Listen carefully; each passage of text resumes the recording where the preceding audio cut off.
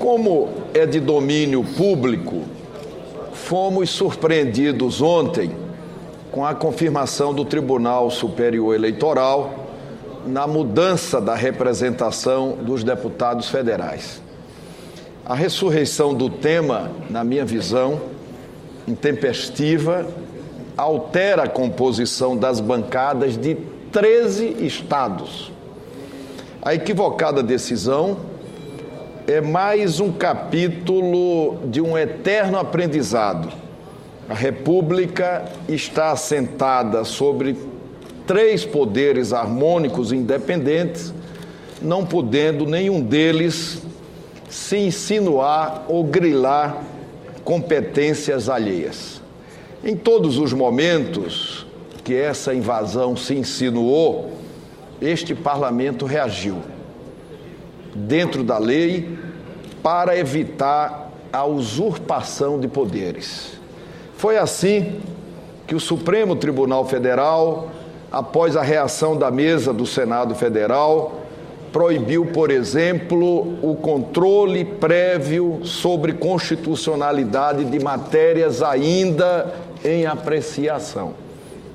Agora, senhores senadores e senhoras senadoras, com nossa competência sendo novamente ameaçada por um ato administrativo inconstitucional do Tribunal Superior Eleitoral, vamos exigir no Supremo Tribunal Federal o respeito ao artigo 45, parágrafo 1º da Constituição. Leio para não restar dúvidas. O número de deputados, bem como a representação por Estado e pelo Distrito Federal, será estabelecido por lei complementar proporcionalmente à população, procedendo-se aos ajustes necessários no ano anterior às eleições, para que nenhuma daquelas unidades da federação tenha menos de 8 ou mais de 70 deputados.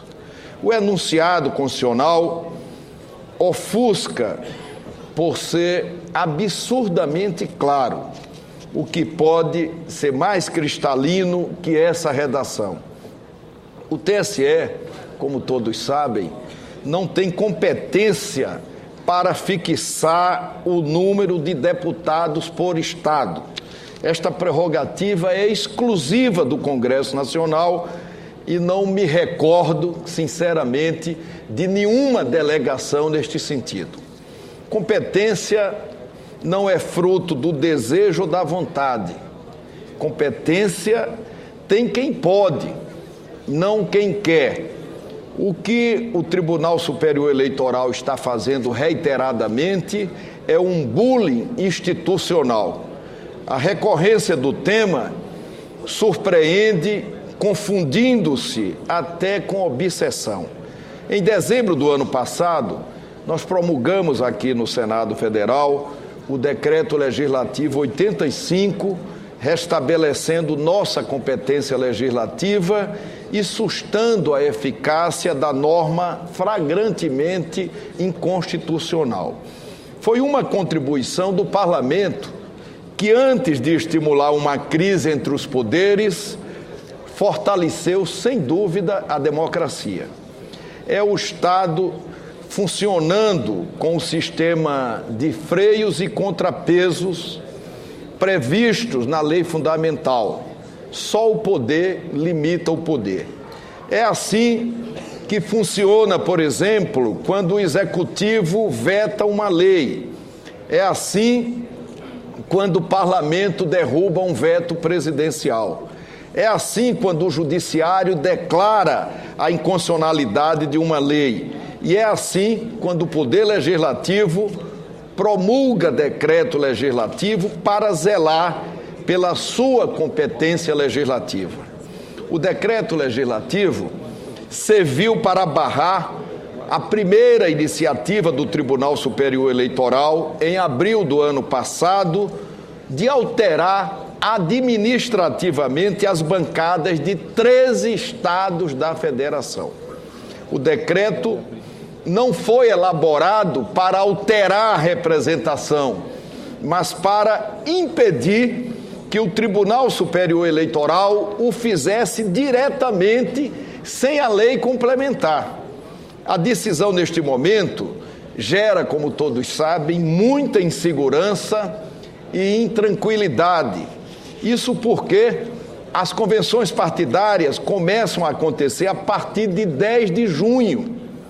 Ressalte-se que a arbitrariedade teve os votos contrários dos ministros Marco Aurélio Melo e Carmen Lúcia.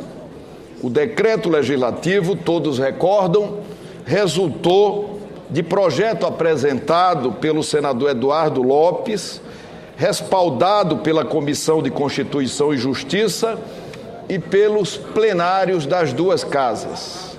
Por ampla maioria dos deputados e senadores, ficou assinalada a flagrante desobediência à Constituição Federal. O primado da Constituição Federal significa que ela não pode ser contrariada por nenhuma outra lei, seja de que hierarquia for, muito menos, então, por uma simples resolução do Tribunal Superior Eleitoral. É evidente que se a Constituição determina que a definição da representação parlamentar de cada Estado seja feita por lei melhor dizendo, complementar, o Tribunal Superior Eleitoral está impedido de fazer essa redefinição. A competência para a edição de lei complementar é apenas do Congresso Nacional, de ninguém mais. É preciso deixar claro o que já está sendo dito com muita clareza pela Constituição. Um poder da República não pode exercer a função ou a competência de outro poder. Assim, o Poder Judiciário está proibido de legislar, alegando que o Poder Legislativo não atuou. Da mesma forma, ao Legislativo e ao Executivo é vedado julgar eventualmente querela judicial, argumentando demora na apreciação do caso, que extrapolou o tempo razoável de duração de um processo. A divisão harmônica e independente dos poderes e funções do Estado é a base do Estado democrático de direito. No momento em que há o rompimento dessa divisão de competência, há violação do Estado democrático de direito. Senhoras e senhores senadores, o Senado tem demonstrado total comprometimento com o esforço de realizar a reforma política que a sociedade almeja e o país precisa e merece. Defendo, inclusive, e já disse aqui da tribuna várias vezes do Congresso Nacional, que ela passe pela aprovação social. Assumimos a responsabilidade de fazer mudanças em um sistema que, como todos sabem, está falido e provoca a eterna desconfiança da sociedade. Questões fundamentais estão, como todos acompanharam, sendo enfrentadas, especialmente o fim das coligações proporcionais, a extensão do mandato presidencial, a polêmica suplência dos senadores, o financiamento público e exclusivo de campanha, a candidatura avulsa e até o voto em lista fechada. O debate, como todos sabem, não é simples, não é fácil. Mesmo considerando a democracia como um jogo onde predomina a incerteza, é indispensável que as regras sejam estáveis, compreendidas e aceitas pela sociedade e não sejam alteradas a cada momento. A democracia é um modelo em contínuo aperfeiçoamento. Como ela se admite humildemente imperfeita, precisa ser refeita diariamente. É isso que fazemos a todo momento. Já aprovamos o ficha limpa para as eleições, a mudança de critérios para eleição de suplentes, a facilitação para a iniciativa popular de projetos de lei e o fim do voto secreto e outros temas que estão sob apreciação da Câmara dos Deputados. A inação, portanto, não pode servir de argumento para que outros poderes exorbitem de suas competências a fim de dar curtidas nas prerrogativas alheias. Falo como presidente do Congresso Nacional.